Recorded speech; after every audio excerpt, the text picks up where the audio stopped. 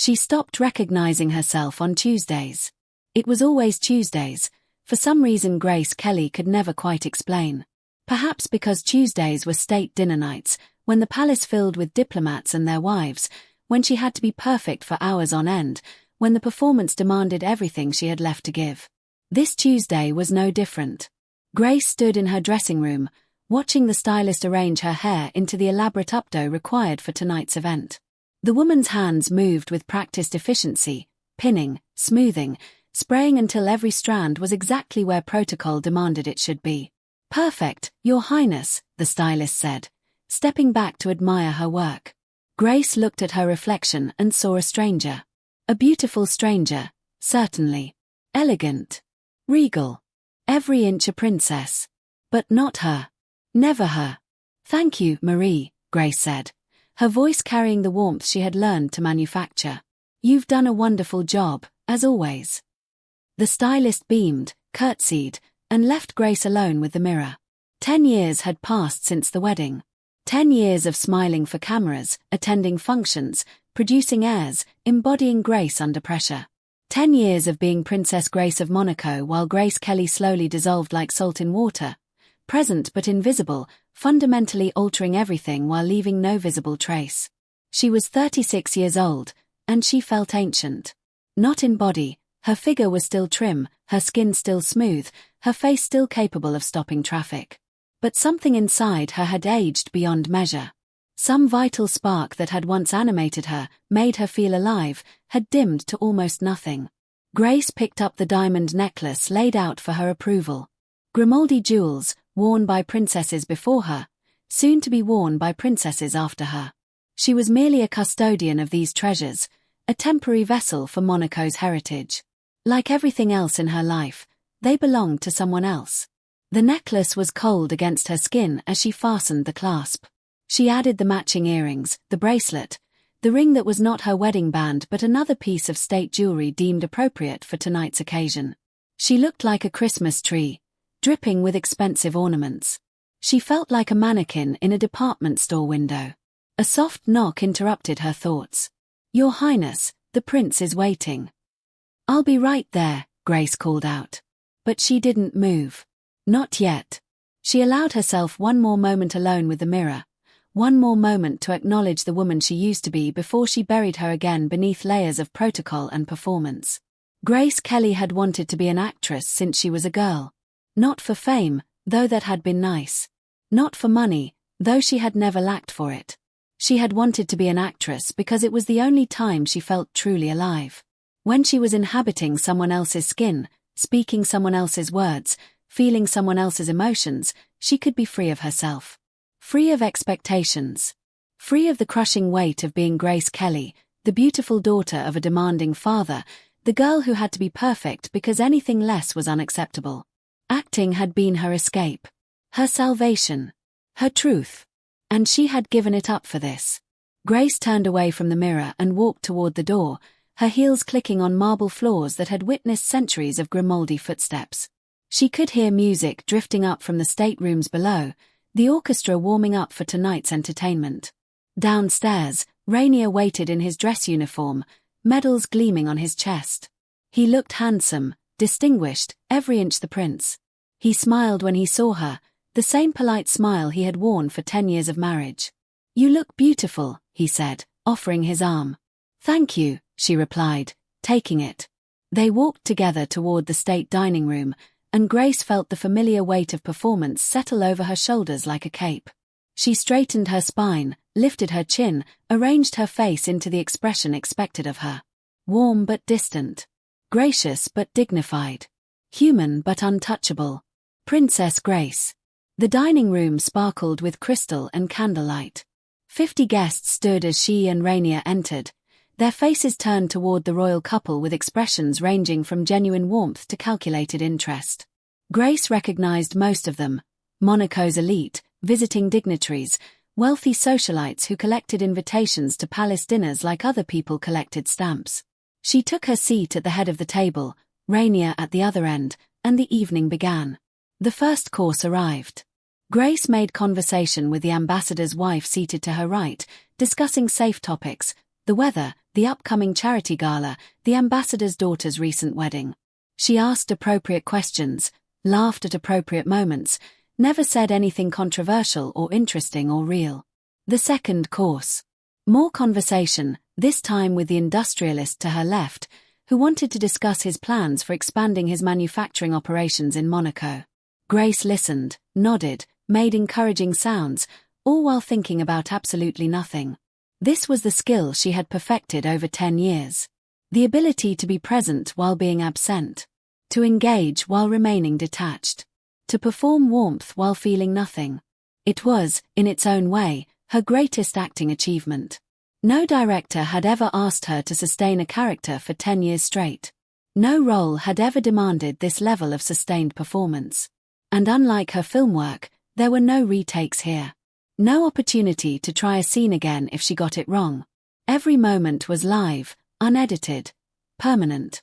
One mistake could become an international incident. One moment of genuine emotion could be photographed, analyzed, turned into scandal. So Grace gave them nothing. She was perfect. Always perfect. And it was killing her.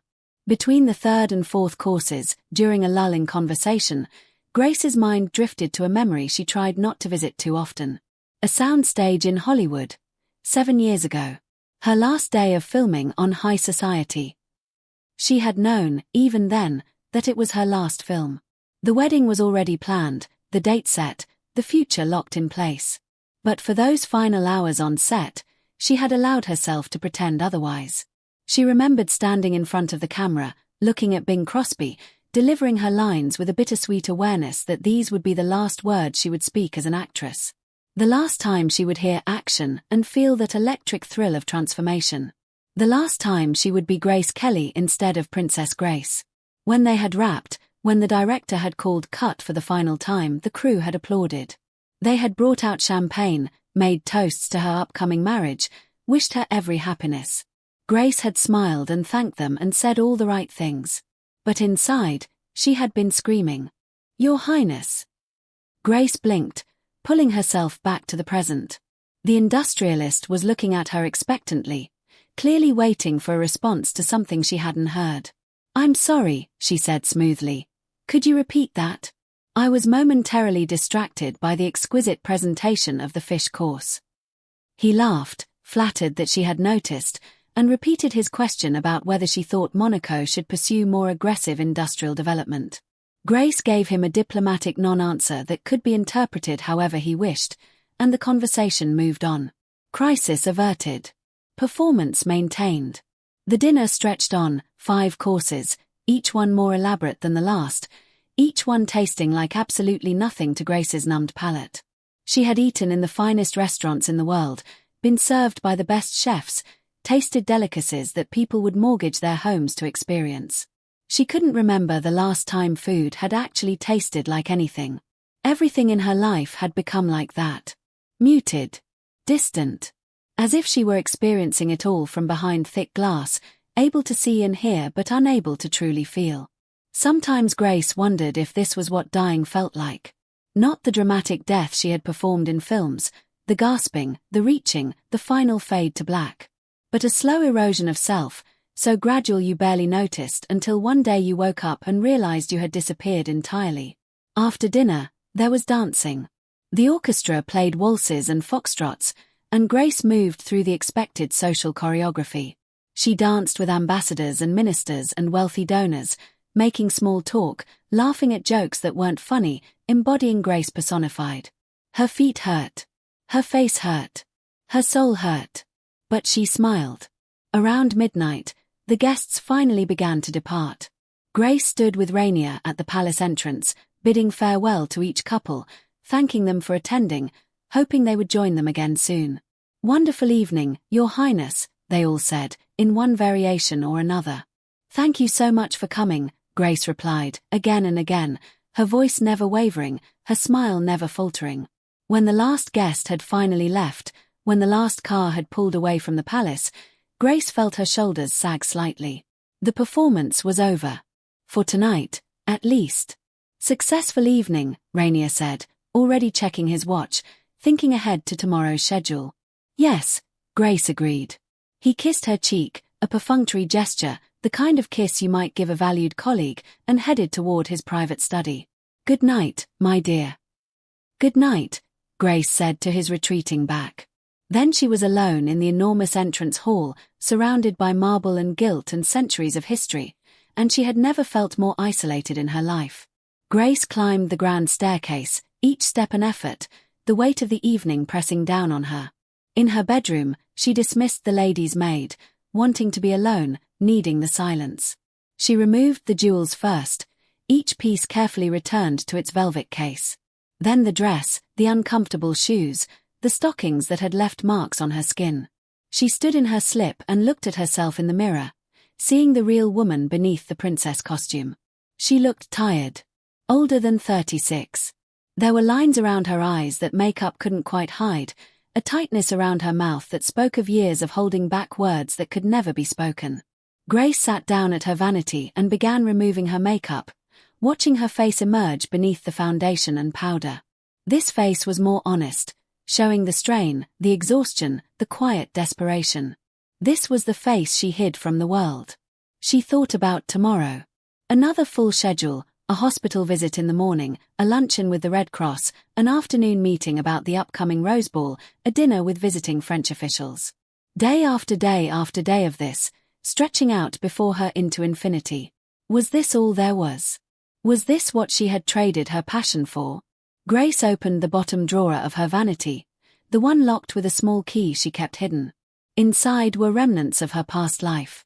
Old scripts. Reviews of her performances. Photos from film sets. A letter from Hitchcock she had never answered. Her secret archive. Her forbidden memories. She pulled out a photograph of herself on the set of Rear Window, laughing at something Jimmy Stewart had said between takes. She looked happy in the photo. Genuinely, unself-consciously happy. The kind of happy she hadn't felt in 10 years. Who was that woman? That Grace Kelly who could laugh like that, who could find joy in her work, who could be herself without calculating the political implications of every gesture. She was gone. Erased. Replaced by Princess Grace, who smiled but never laughed, who performed but never felt, who existed but didn't truly live. Grace put the photograph back in the drawer, locked it, hid the key. Then she climbed into bed and stared at the ceiling, listening to the palace settle around her. Somewhere in the building, Rainier was working in his study. Somewhere above, her children slept in the nursery, watched over by nannies. Somewhere in the darkness, the Mediterranean whispered against Monaco's rocky shores. And Grace Kelly lay alone in a palace bedroom, trapped in a fairy tale she couldn't escape, mourning the woman she used to be. Tomorrow, she would wake up and be Princess Grace again. Perfect. Gracious. Untouchable. The performance would continue, as it always did, as it always would. But tonight, in the privacy of her own mind, Grace Kelly allowed herself to remember. To grieve. To feel the full weight of everything she had sacrificed for a crown she would wear until she died. The mirror had shown her the truth tonight, as it always did on Tuesdays. She was disappearing. And there was nothing she could do to stop it. The weeks that followed blurred together in an endless succession of identical days. Wake, dress, perform, sleep, repeat. Grace moved through her scheduled life like an automaton, her body going through the motions while her mind retreated further and further into itself. She began to notice things she had never noticed before. The way the palace staff never quite met her eyes. The way Rainier's advisors spoke around her rather than to her, as if she were decoration rather than a person with thoughts and opinions. The way her children's nannies deferred to protocol rather than to her maternal instincts. She was surrounded by people every waking moment, and she had never been more alone.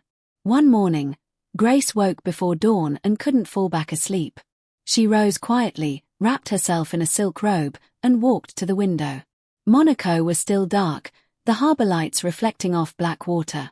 In a few hours, the principality would wake up and her scheduled day would begin. But for now, she had this, a stolen moment of silence. She thought about Philadelphia, about the girl she had been before Hollywood, before fame, before any of this. That Grace Kelly had been ordinary in the best possible way. She had walked to school, helped with dinner, dreamed about the future with the kind of naive optimism that only comes from not yet knowing how complicated life becomes. That girl had wanted to matter. To be special. To be more than just another pretty face in a world that didn't take beautiful women seriously. Careful what you wish for. Grace had become special, all right. She had become so special that she had ceased to be human. She had transcended into symbol, into icon, into something that existed for other people's consumption rather than for her own fulfillment. The irony was almost funny. Almost. A few weeks later, Grace received a letter that changed something fundamental in her, though she couldn't have explained exactly what or how. It was from an old friend from her theater days, before Hollywood, before everything. Janet had been in acting school with her, had shared the same dreams, the same struggles. They had lost touch over the years, as people do when their lives diverge dramatically. Janet's letter was simple, friendly, full of news about her life. She had stayed in theater, never quite making it big but building a respectable career in regional productions. She was married to another actor, had 2 children, lived in a small apartment in New York. Money was tight, success was modest, recognition was limited to theater enthusiasts. But Janet's letter radiated something that made Grace's chest ache with recognition and longing. Joy. Pure, uncomplicated joy in her work, her family, her ordinary extraordinary life. Janet wrote about a recent production of A Streetcar Named Desire where everything had clicked, where the audience had been completely silent, completely present, completely transported. She wrote about the electric thrill of that connection, the profound satisfaction of doing the work she loved. She wrote about being alive. Grace read the letter 3 times, and each time she felt something crack inside her chest. When had she last felt that kind of joy? That sense of purpose? That connection to something larger than herself? She couldn't remember. Acting had given her that. The work, the craft, the challenge of it. But she had given it up, convinced that being a princess was somehow more meaningful, more important, more real. What a fool she had been. Grace folded the letter carefully and added it to her locked drawer of forbidden memories. Then she sat at her desk and tried to write a response. She wanted to tell Janet the truth, that she was miserable, that she had made a terrible mistake, that the fairy tale was a nightmare dressed in diamonds and protocol. But she couldn't. Princesses didn't complain. Princesses didn't admit to regret. Princesses maintained the illusion, no matter what it cost them personally. So Grace wrote a polite, cheerful letter about her wonderful life in Monaco, her beautiful children, her fulfilling charity work. She lied on paper the way she lied in person, maintaining the performance even in private correspondence. Then she sealed the letter, set it aside for mailing, and cried. That evening, there was another state function. Grace dressed, smiled, performed her role with the same perfection she always brought to it. But something had shifted. The cracks were getting harder to hide, even from herself. During the reception, she caught sight of herself in one of the palace's many mirrors. For a moment, she didn't recognize the woman looking back at her. The elaborate hairstyle, the formal gown, the jewels, the practiced smile, it was all costume. All performance. Where was she in all of this? Grace excused herself quietly and retreated to a private terrace, needing air, needing space, needing something she couldn't quite name. The Mediterranean stretched out before her, dark and infinite. She gripped the stone balustrade and tried to breathe, tried to push back the panic rising in her chest. This was her life now. This would be her life for the next 40 years, maybe 50. Decades of smiling for cameras, attending functions, being perfect, being no one. The thought was unbearable. But what choice did she have? She had made her decision 10 years ago. She had walked down the aisle, spoken the vows, accepted the crown. There was no going back. Divorce was impossible, both practically and politically. The scandal would destroy Monaco, hurt her children, make a mockery of everything she had sacrificed. She was trapped. Grace stayed on the terrace until the cool night air made her shiver, until she had pushed the panic back down deep enough to paste the smile back on her face. Then she returned to the reception, apologized gracefully for her absence, and resumed her performance. No one noticed that anything was wrong. No one ever noticed. That night, lying in bed, Grace made a decision. If she couldn't change her circumstances, if she couldn't escape this cage, then she would have to find a way to survive it. She needed something of her own, something that belonged to her rather than to Monaco or to the role of princess. Over the following months, Grace threw herself into her charity work with renewed intensity. Not because it was expected of her, but because it was something. She focused particularly on the arts, using her position to support struggling artists, fund cultural programs, preserve Monaco's artistic heritage. It wasn't acting. It wasn't the creative fulfillment she craved.